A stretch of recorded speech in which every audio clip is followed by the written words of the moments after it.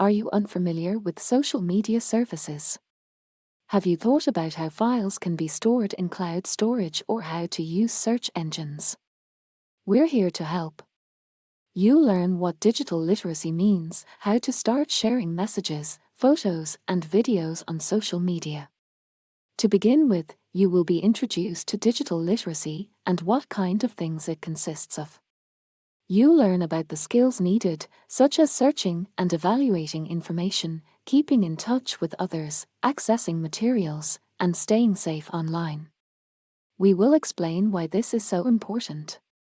You will explore different digital tools to share knowledge, content, and resources.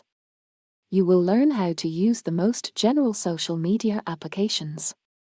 We introduce you to cloud storage facilities, where you can create folders and upload files either for your own use or to share with other users.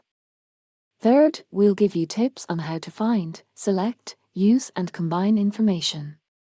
You will learn to access online videos and documents and how to use search engines effectively. You learn also how to use digital platforms on distance learning and how to communicate with your tutors. You will learn to choose the most suitable social media services for your own and your company's use.